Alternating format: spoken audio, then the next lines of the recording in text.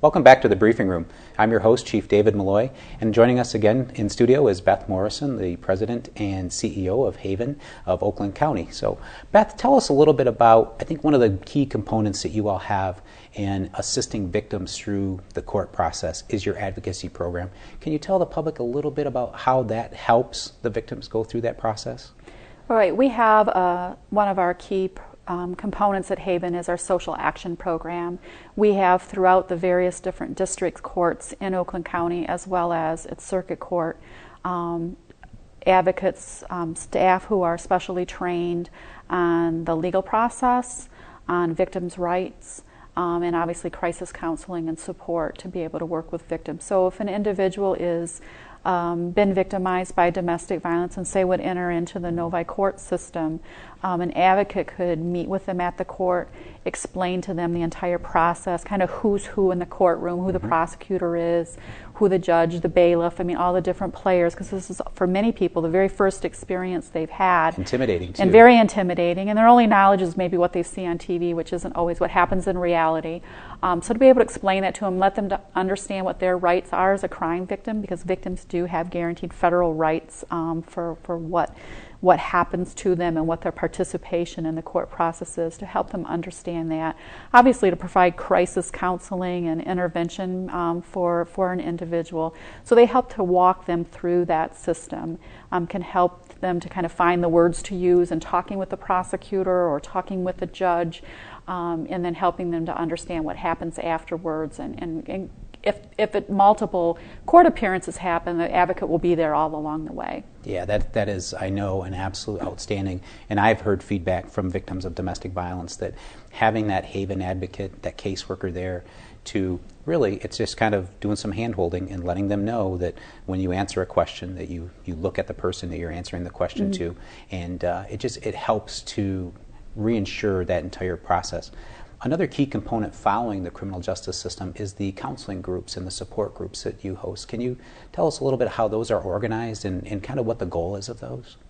Well, also, and something I want to mention before I jump into that, the advocacy services and the shelter services that I mentioned before the break, those are all free for victims. Yes. We do not charge for those, as is our counseling program. The services we provide for victims, whether it be adults or children within our counseling program, are also free. We provide both individual and group counseling for victims of domestic violence and for children who've witnessed domestic violence, as well as counseling for individuals who've been sexually assaulted. We have a location in Bingham Farms and one in Pontiac that individuals can go to be able to receive that counseling. And I think that's so key. When I was an investigator doing sexual assault cases and child abuse cases, these victims, it's such a horrendous cycle, because today's victims are probably tomorrow, the next decade's predators, because once they learn that type of behavior, whether it's domestic violence, sexual assault, whatever it might be, that's something that they're going to repeat, because we're all creatures of habit. We learn through our parents from those social controls that we have growing up. And unfortunately, victims of violence often repeat those very same patterns as well. So I think that's key that you all offer those services. And we also offer services, counseling services for significant others. For instance, a teenager who might be raped, that can cause a lot of trauma and angst for parents, who they might want to come in and receive some services for their own fears that they may have, and wanting to know how they can best support their daughter. Right. Other loved ones who maybe are concerned about a family member might reach out to us to learn how they can be supportive of that individual, or it may bring up past traumas of right. their own victimization maybe over the past year. So really, we can provide services for multiple people within that family to try to meet their needs, from maybe a one-time visit to multiple visits. That's outstanding that you have that available.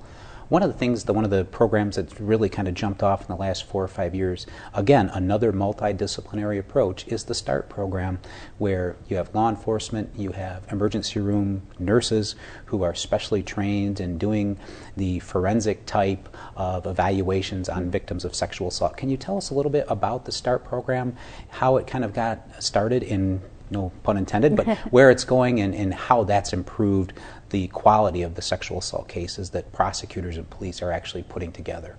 START stands for Safe Therapeutic Assault Response Team. So it is that. It is a team response to sexual assault. The team consists of a specially trained and certified nurse or physician's assistant, as well as one of the advocates that I mentioned earlier who's there for crisis intervention and follow through if there's court, as well as the police who's investigating the case, the prosecution, etc. An individual who's been sexually assaulted, age 13 and over, can come to our location as long as there's not any physical injuries that require an emergency room visit, can come to our location in Royal Oak and have a complete medical exam, head-to-toe medical exam and check, as well as the physical evidence collection taken from that sexual assault. They can receive medications, they can receive information and support for their victimization, lots of information about the concerns around sexually transmitted diseases and pregnancy and other things that can occur because of a sexual assault. In addition to that medical piece of it, they also receive crisis counseling and the support of an advocate who can meet with them that night in the midst of that crisis, as well as continue to provide services ongoing. And that's so key because people are so confused. There's a lot of emotion, a lot of uncertainty, and I firsthand have seen the effects of START, and it is just outstanding in what it provides those type of victims who really are at one of the lowest points that they'll ever be in their life. So my hat's off to you guys on that. Tell us a little bit, what are we looking at in terms of domestic violence as far as not only national statistics, but what we're seeing here in Oakland County as some of the trends? Are we seeing a reduction or seeing an increase? Well, it's kind of interesting, and I think and the real truth is no one knows. I mean, it's one of the least reported of all crimes, and so it's really kind of hard to get a pulse when people don't necessarily report it. A B&E, most people pick up the phone and will call and say, somebody broke into my home. But if I'm sexually assaulted, if I'm being beaten in my home, I, for many reasons, might not pick up that phone.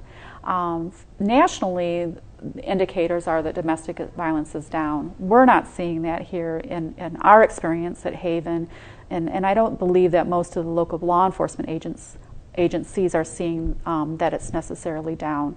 What we've noticed is a significant increase in the physical injuries and the severity and frequency of abuse, which we believe is probably somewhat tied to the economy. So we're going to have to work together. We're going to have to get that message out there more through opportunities and venues like this, through other events that Haven hosts.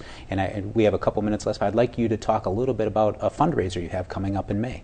Right, we have a primary fundraiser each year. It's called Promenade of Hope, that a group of committee members from the community put together and sponsor and support for Haven. And it's one of the primary ways of which we raise additional funds.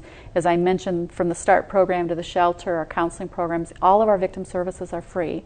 And but that doesn't mean that it's free to put them on. Right. And so the financial support of the community is huge, and this Promenade of Hope on May the 6th is one avenue to be able to provide support for us. And is that profiled on your website at Haven? All the information's on our website. You can buy tickets, sponsorship information, how you can get involved, auction items. You can all find on our website. And also, are there opportunities for volunteers or internships where people can come out and assist Haven? Or maybe if someone has a relative who'd like to donate money, that's all available on your website? All the information is there. And we'll have that on the lower third, okay. So the community members. All the information is there. Haven began 35 years ago as a volunteer-based agency.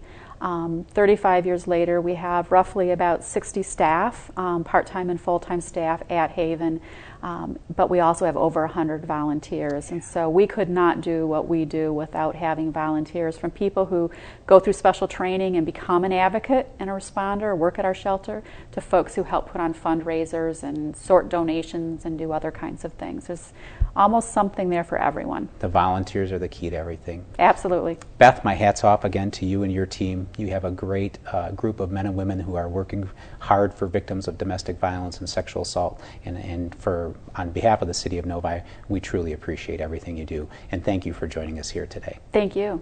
And you, the viewing audience, continue to watch Novi Television.